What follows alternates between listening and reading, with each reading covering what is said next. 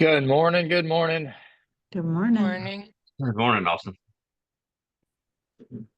Hope everyone had a great Easter for those of you that celebrate.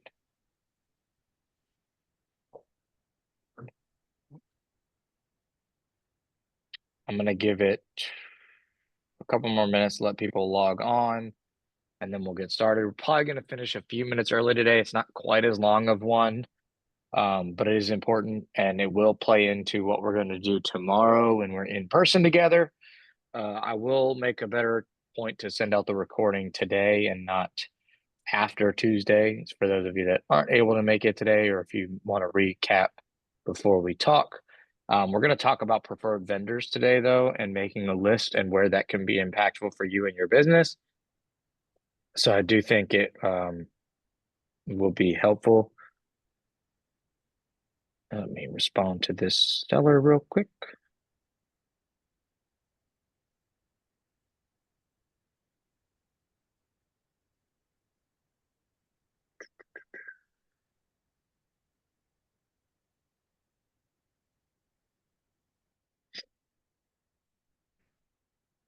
Okay.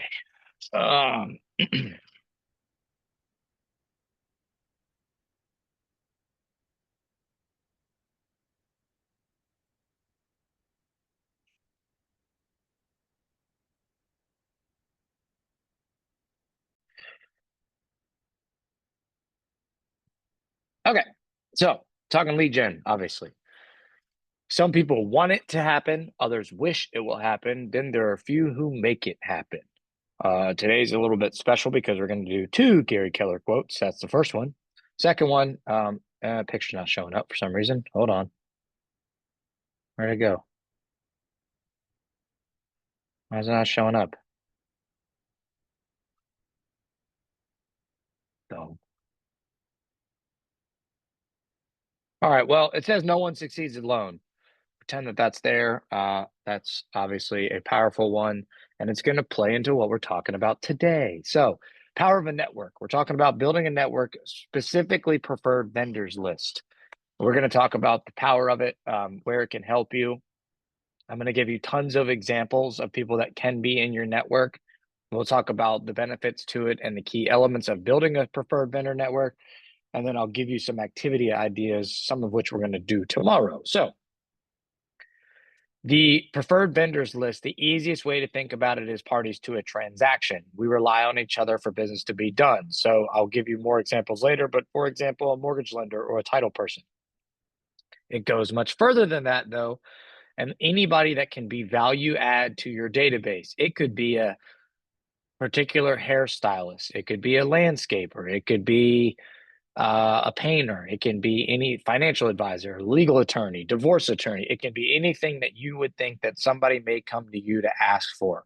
The most impactful realtors in the communities are known as connectors. They're not just real estate professionals. We are the source of the who's. I want people to come to me first before they need something, so then I can be the one that connects them to that, and they can always remember that. It's one of the easiest ways that I stay in touch with my past clients or anybody in my database is by providing value through introducing them to folks or local businesses that do a good job. We'll talk about what the requirements are to be on my or any preferred vendors list, and they're the ones that we follow. You can also build networking groups and receive referrals from these clients or these vendors. We're going to talk about that in detail here in a little bit.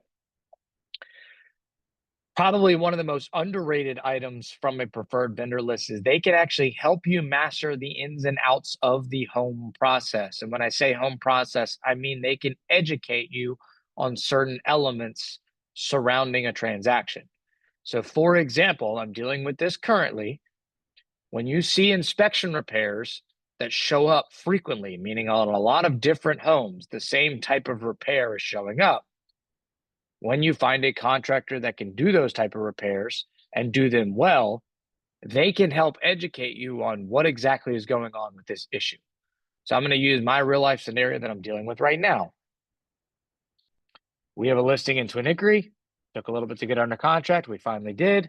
Home inspection happened, and they asked for a couple of clouded seals in the windows to be replaced, which I see on probably every single inspection. And there's also some broken balances or sashes in the windows, which means when you lift it up and you let go, it falls, doesn't stay up.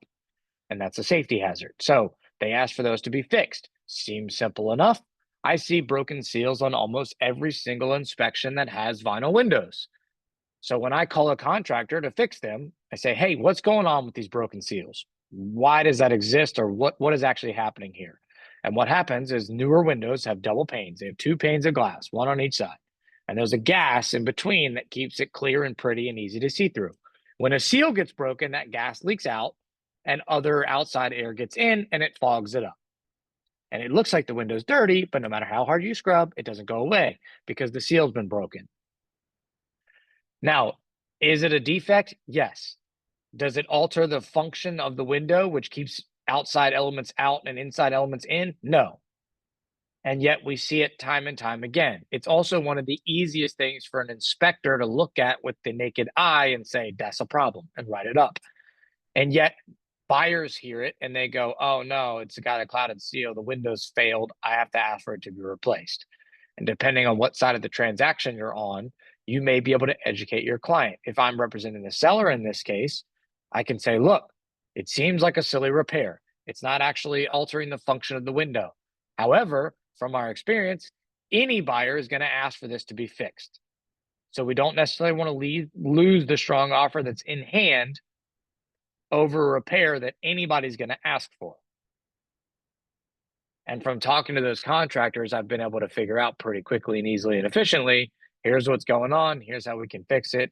The average cost has gone up over time, of course, so on and so forth.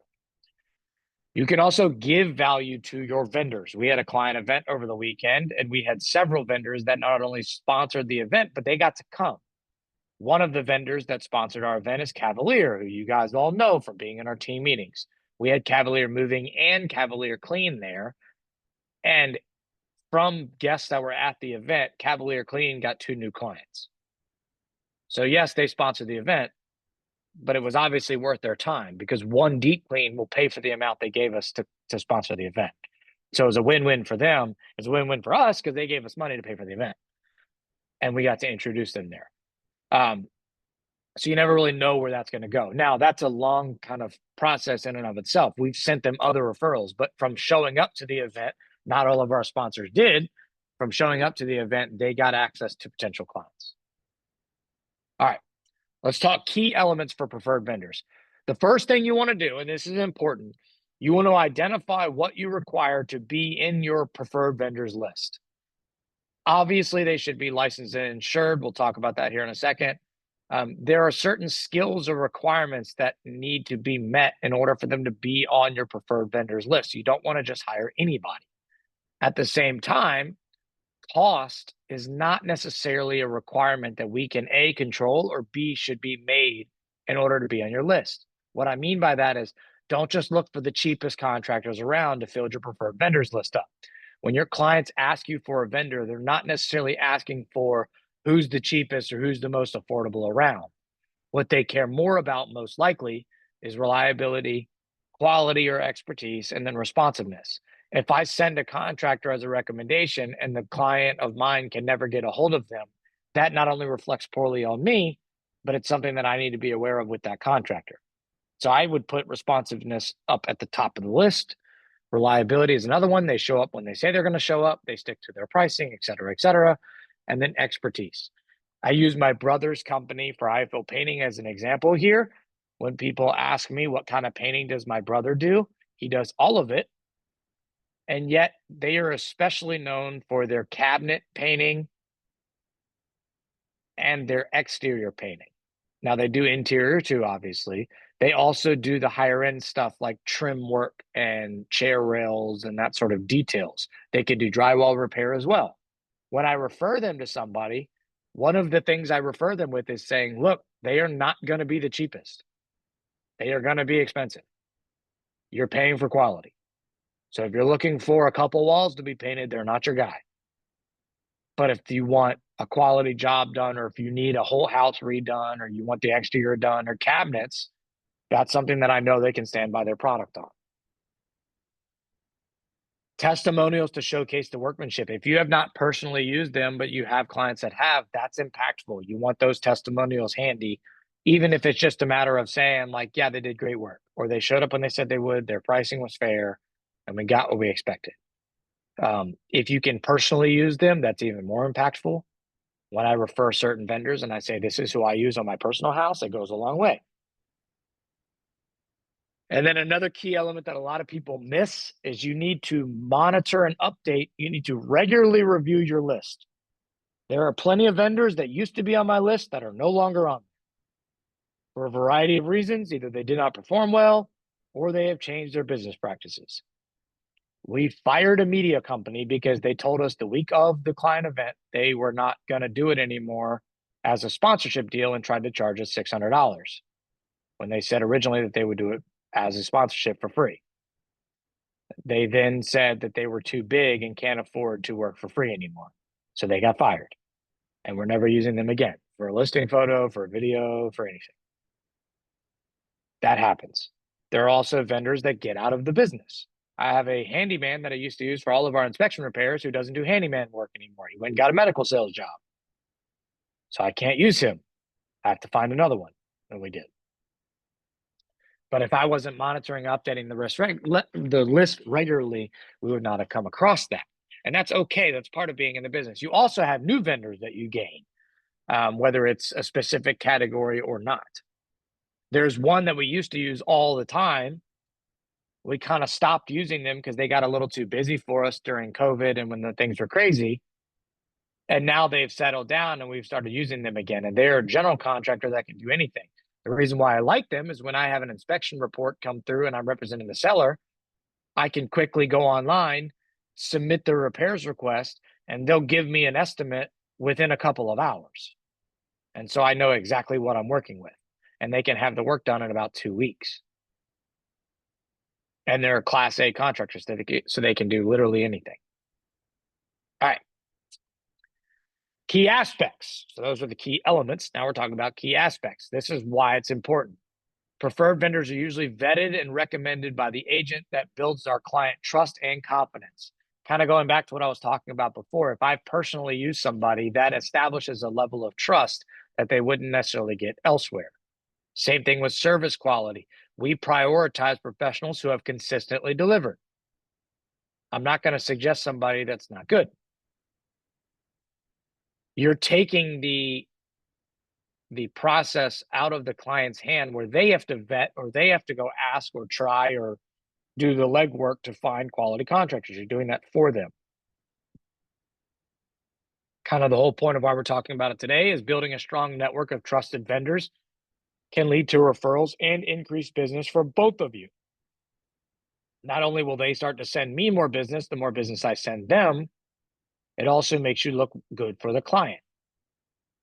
And it's a way for them to introduce you, them meaning the client, can introduce you to more people as well. If they do put a new fence in and their neighbors ask, hey, your fence looks really good, who'd you use? And they say, I used Miners Fencing. They were recommended to me by my agent. Here's their info. Well, now you're still being recognized as that connector piece, even though that person may not need an agent anytime soon. And then concierge services, a well-maintained vendor list can enhance the agent's service. This is kind of what I was talking about at the beginning. You stay in touch with your folks by saying, hey, I have vendors anytime you need, and for any area, reach out to me. And it's an easy way to stay in touch with your people while giving value without asking for anything in return. Some benefits, we just kind of mentioned these already. Having a list of pre-vetted professionals saves the client time and effort in finding reliable services, so it's convenient for your folks. It also makes you the authority figure by providing a list, demonstrates your expertise and commitment to helping your clients, and then referrals like we talked about. Let's talk about some of these different vendors. This is the most obvious one, and this is the first one you should build, your list of parties to a transaction. Now, in some of these categories, you want to have 2 or 3. And in some of these categories, you're okay with just having 1. I'll mention each one as I go through. So, mortgage lenders, talked about this before. I would recommend 2 to 3. One, if not two of them, should be the ones in our office down the stairs. Occasionally, you would need a third, depending on products, etc. Title, which is your closing company. I would recommend Title Alliance. That's who we use for everything. You probably can get away with just having the one. Disclaimer here, more for legal sake, it is the client's right and their choice to choose any of these. You do not have to force them to use them. Matter of fact, they will sign documents on any offer or any contract that says that they have the right to choose. That's a disclaimer for them. It's also a disclaimer for you to know. I say these are my preferred vendors. These are not my mandatory vendors. Home inspector, 2 to 3 would be a good idea. Usually you can get away with 1 to 2. Insurance, same thing, although it does depend on who you're using. So for example, if you're using an insurance broker, such as Patriot Insurance or another one, I'm not allowed to suggest them, but see me off air, they will do the shopping for you. So when it's an insurance broker, they are not tied to one single company. They will help match the best company and rate and program for the client. If they are an insurance agent or an insurance company, think State Farm, Farmers, Liberty Mutual, Progressive, Geico, the ones you see commercials for, they're going to shop within their coverages that they provide, Travelers. So they're going to give you the best Travelers insurance, or they're going to give you the best State Farm insurance, etc. If you are working with one of those, I would recommend 2 to 3. If you're working with an insurance broker that's going to shop it amongst many carriers, you can probably get away with 1. The only reason why you would have a second one is if they're unavailable for some reason. And then depends on the transaction. There's a lot more to add here that I didn't list out. But this would be things like not all properties are serviced by a well and septic, but when they are, you need to have somebody to call. Same thing with survey or site analysis. If you need a survey done, you need to know who to call. Now come to group coaching tomorrow and I'll give you some ideas for these lists if you need them, because we're going to be building our preferred vendors list. And then we're also going to be reaching out to our database and we're going to be posting on social media, doing lead gen around a preferred vendors list.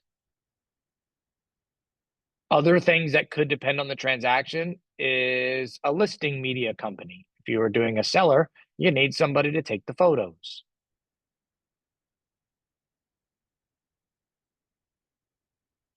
They're not on there, but other ideas. Can anybody think of or add anything else related to a transaction?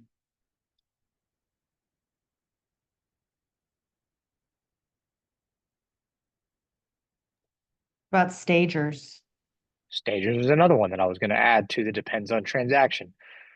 Some folks offer staging no matter what. In our case, it depends on the transaction because we don't stage vacant homes. It's expensive.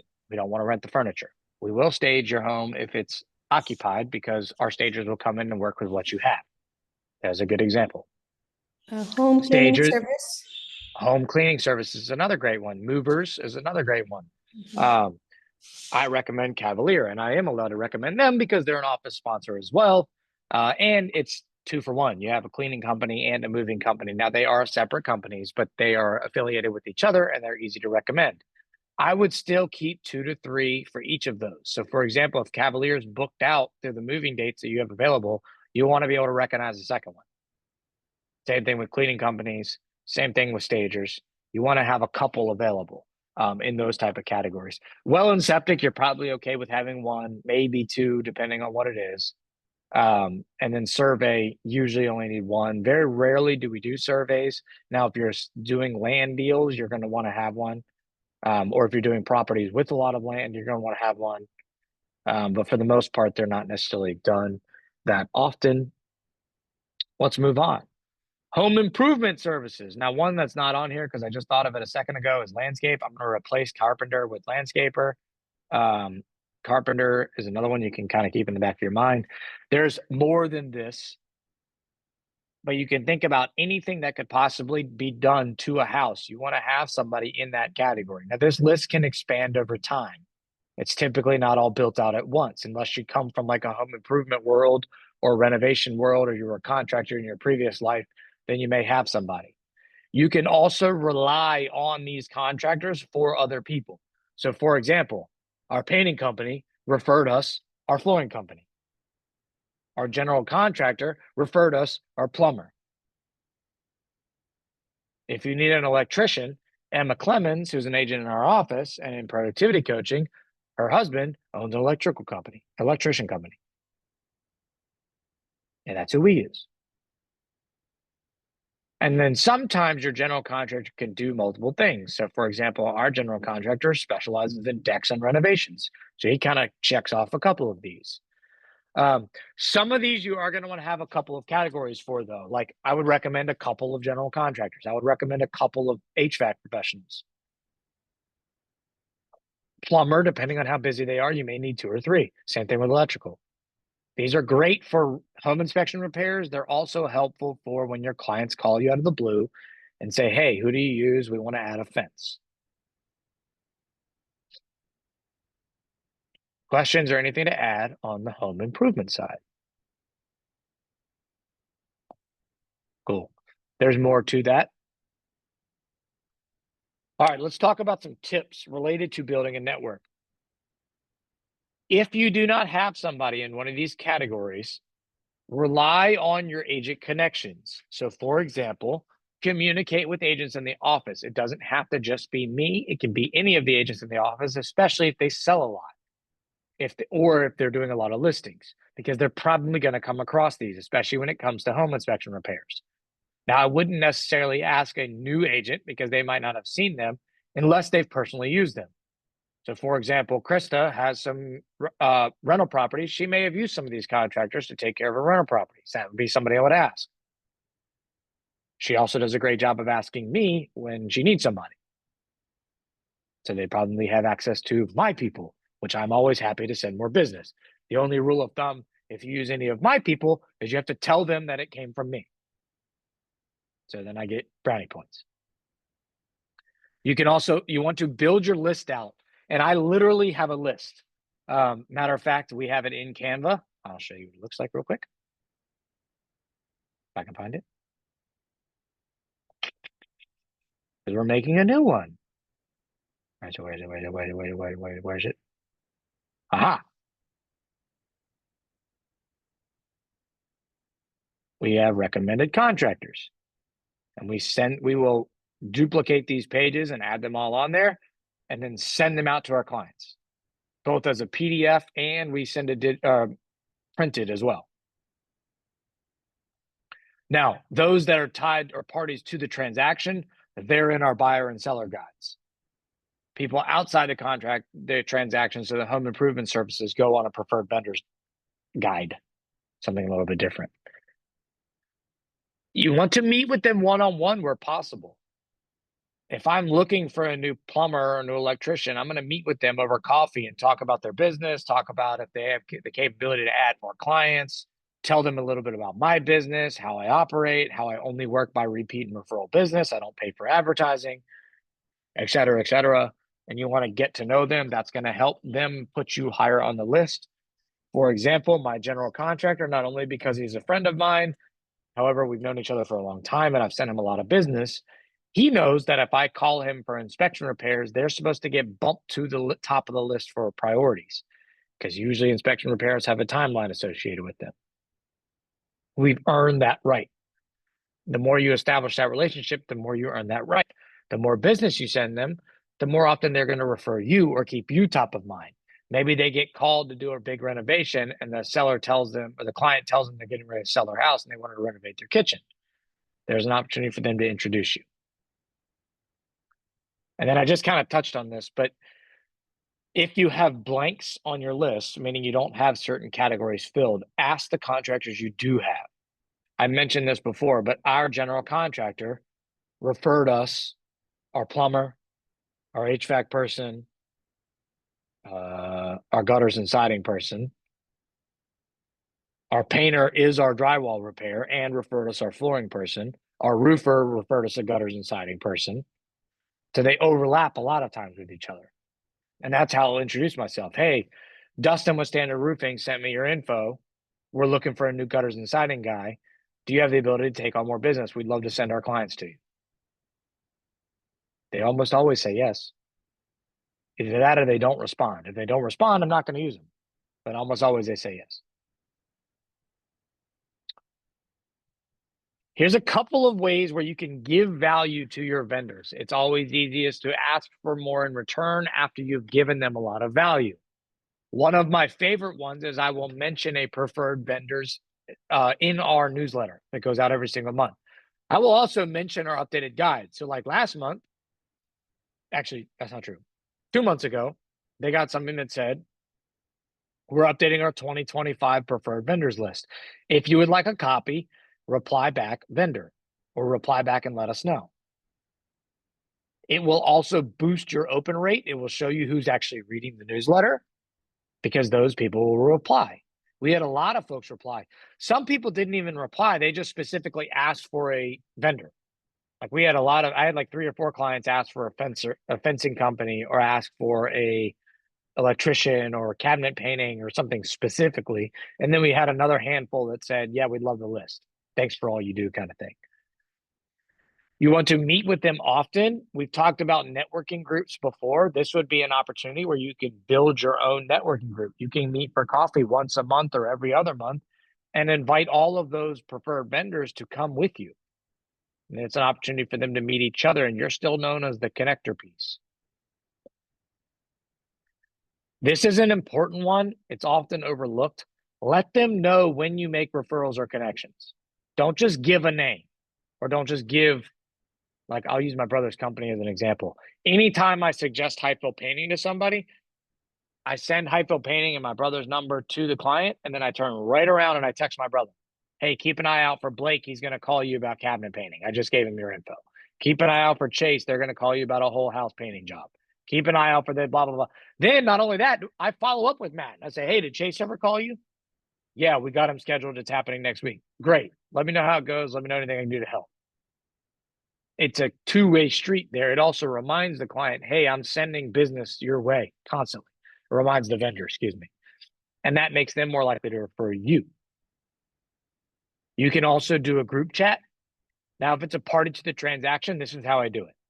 So if I'm introducing a client to Jackson, I do a group chat or group text. Hey, David, meet Jackson. He's our mortgage professional I talked to you about. He'll schedule a call with you to talk about financing options. Let me know anything I can do to help. That's actually Jackson's preferred way of being introduced to somebody. So then he can say, hey, David, great to meet you. Looking forward to starting your home buying process together. When's a good time to catch up? And it's in the group text together. Makes it super easy. They can sponsor events. Now, this does not have to be a big event like what we just did this past weekend. This can be something small, which is kind of what the next bullet point is. You can just go get a happy hour together or host a happy hour. Buy guests one drink. Your tab might be $50, including what the sponsor pays. You can also do networking opportunities with contractors. So it could be something like a lunch and learn. Maybe you bring in a home inspector to talk about the most common defects they see. Or you can flip that and say, I'm going to bring in a home inspector. We're going to provide lunch. Come by. We're going to talk about the 5 most important repairs you can do before listing your house. And it's a way the home inspector can say, hey, here are the 5 things I see on almost every home inspection. And then it's your way to add value by saying you can get out in front of those things before you list your house.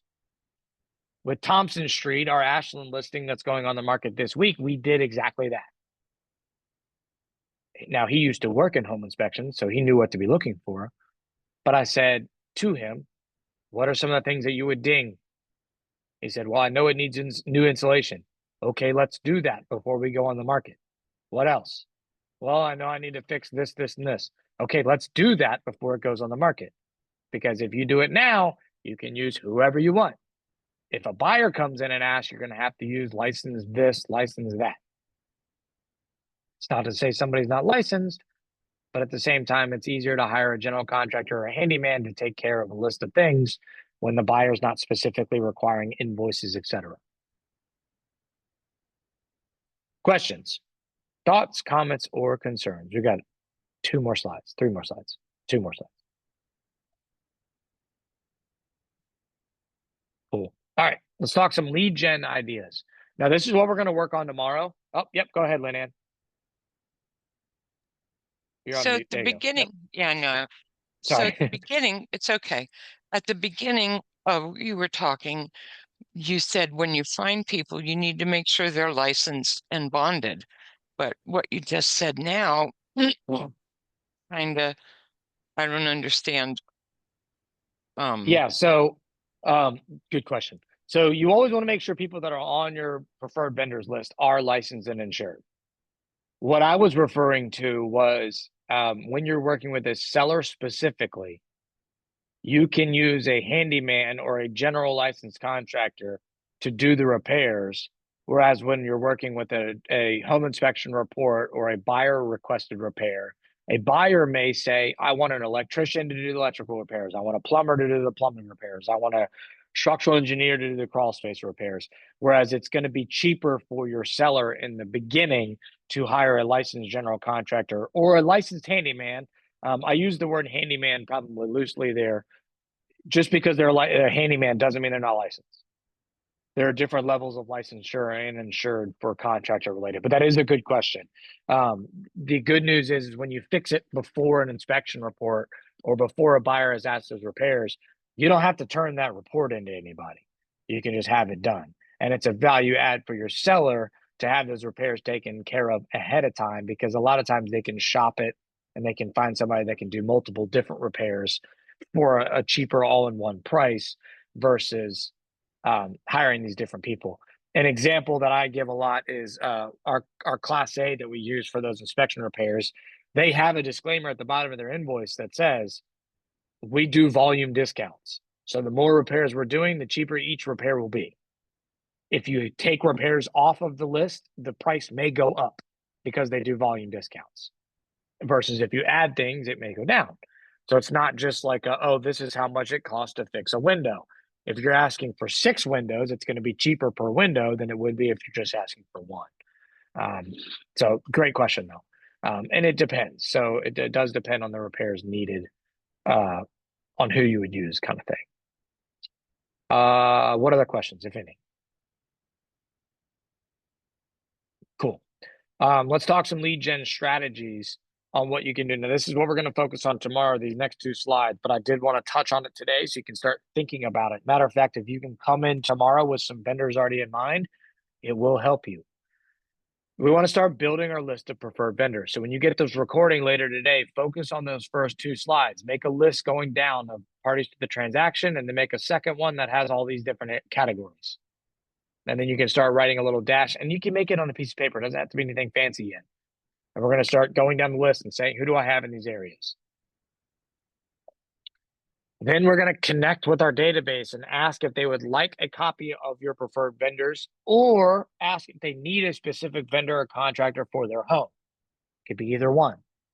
Typically, I ask the first one and they reply with the second one. So typically I say, hey, we've updated our preferred vendor list. Let us know if you want a copy.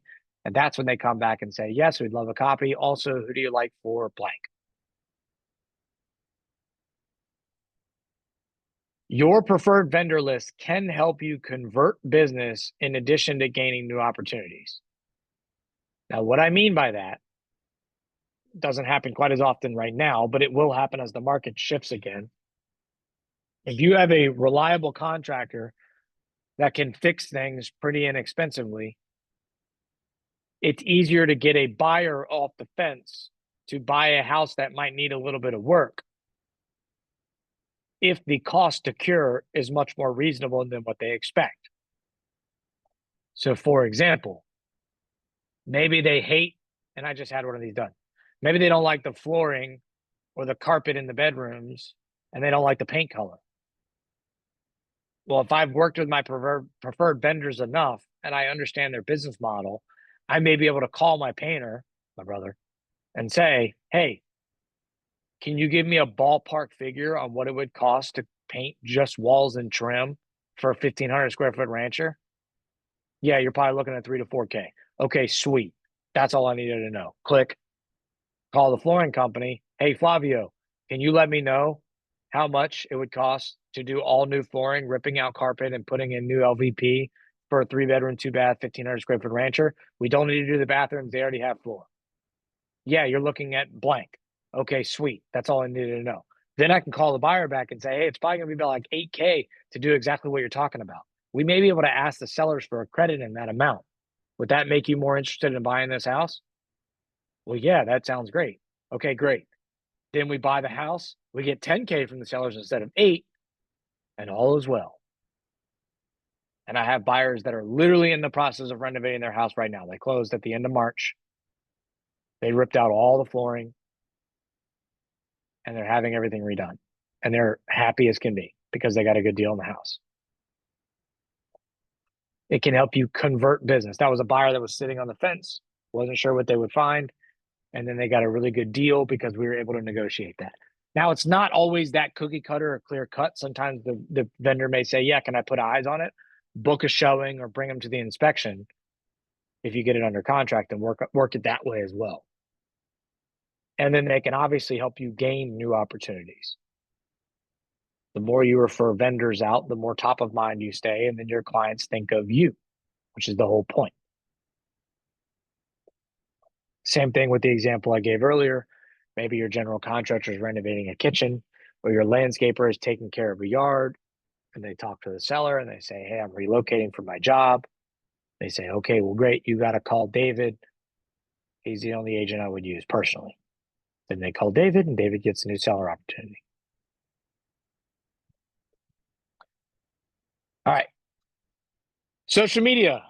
Also, what we're going to do tomorrow for about 15 minutes. You can start this now. You can do some every day. When you make that list of preferred vendors, make sure they're all on your social media accounts. You should be friends with your mortgage lender, your title person, your home inspector, your blah, blah, blah, blah, blah. You also want to tag them in any related business posts. When we post about our client event, we want to tag the sponsors that were there or that paid it or that contributed.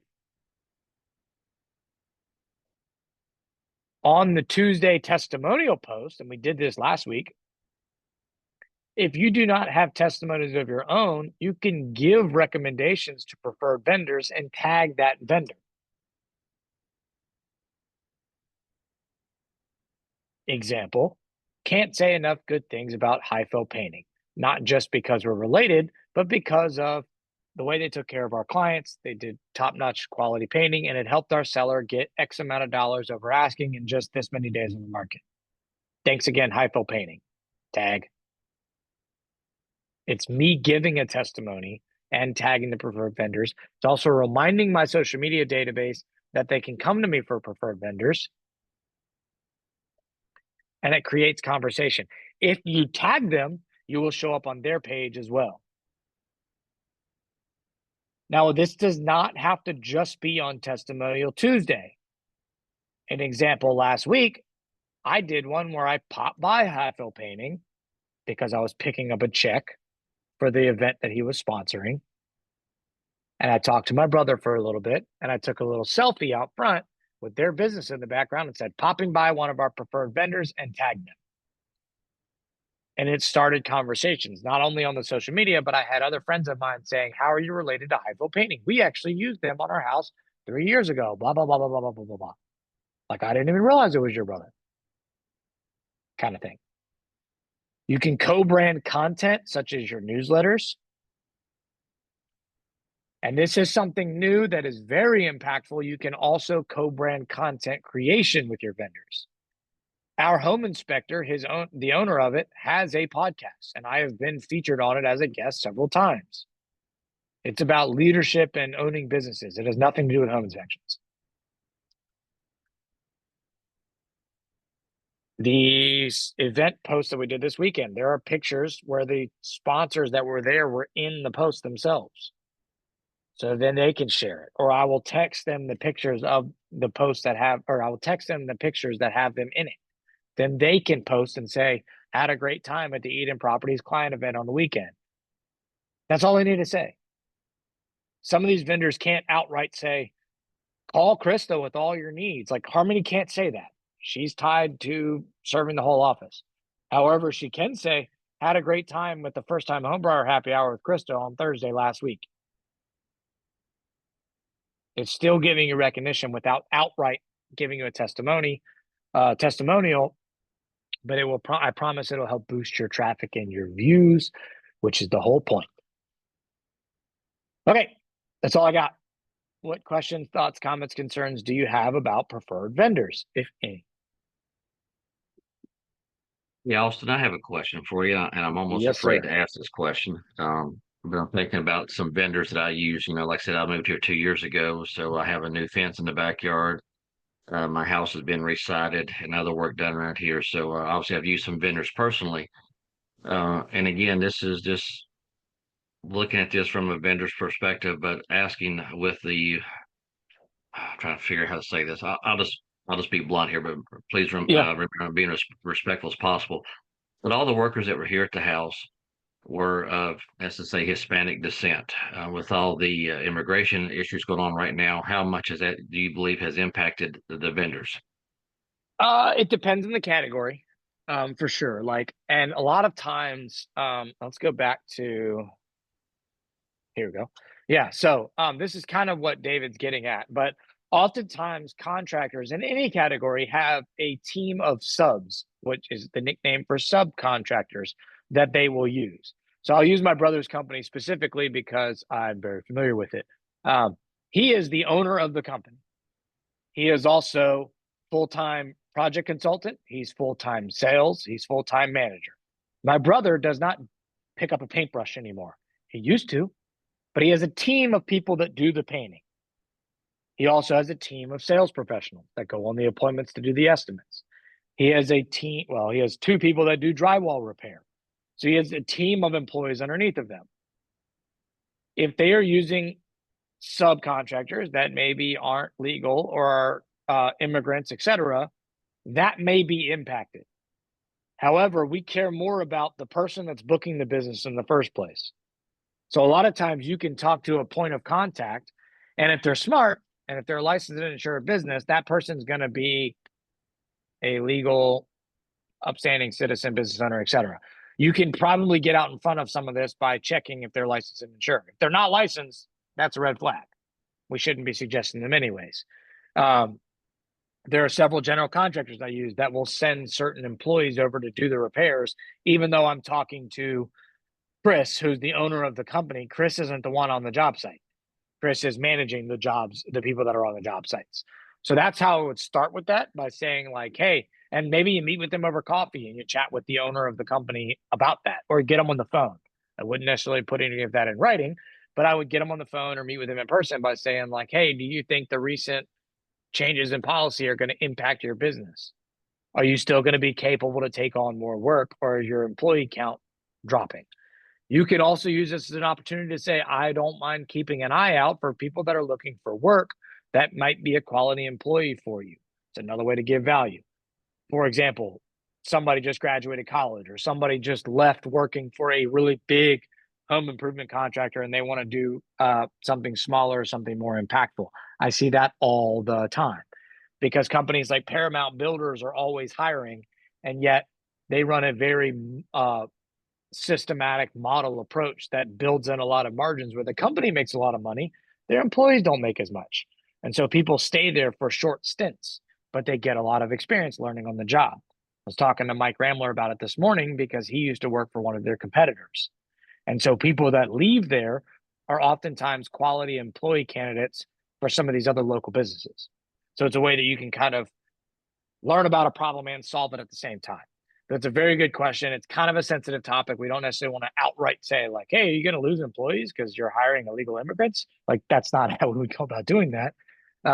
But it definitely depends on the area of work. A lot of those folks are hardworking blue collar people that come in and work and get paid cash and that sort of thing. So it's okay to ask that. And yet the way I go about asking it usually is saying, are you in a position where you can take on more business? Are you okay with me referring you more clients? If they've done work on your personal house, that's a good testimony for you to use, or for you to be able to justify like, would I feel comfortable referring that person to another client of mine? good question. Does that kind of answer it? I know that was a little long-winded. Yeah, it does. Thank Okay, cool. All right. Any other questions or thoughts? Just alongside of that, I posted it in the chat. Use the Oh, rake and not the rifle. yes. Yes.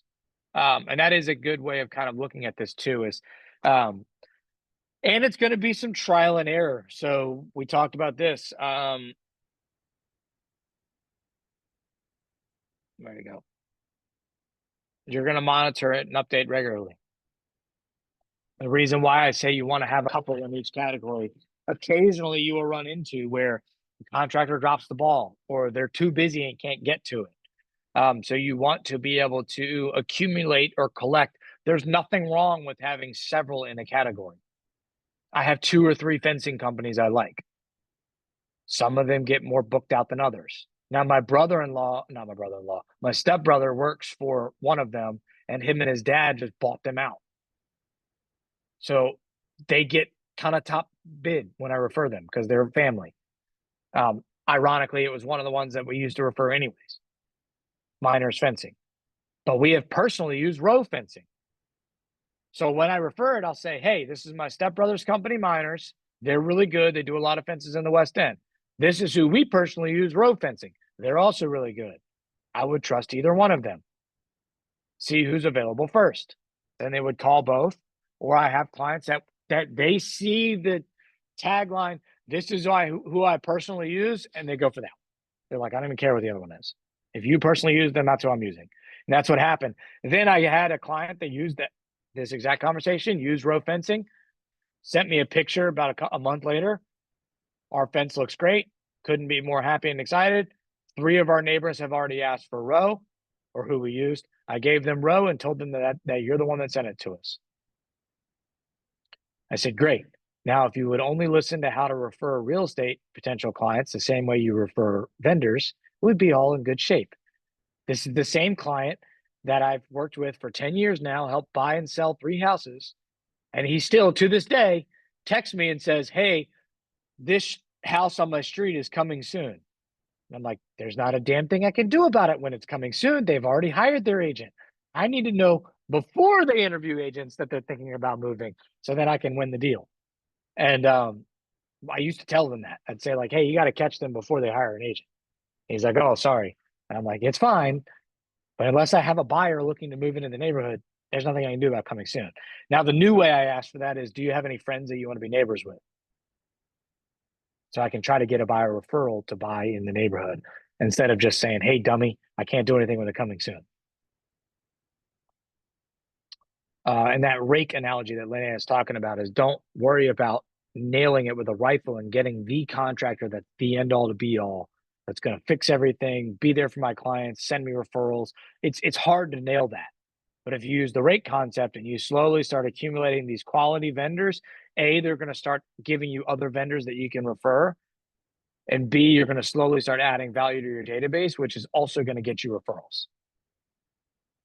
It is a marathon, not a sprint, when it comes to building a business based on referrals. However, it can also be one of the most fulfilling. Now, you guys know I love my podcasts. I will give you a recommendation. Go listen to the MREA podcast today. It is with Jay Baer.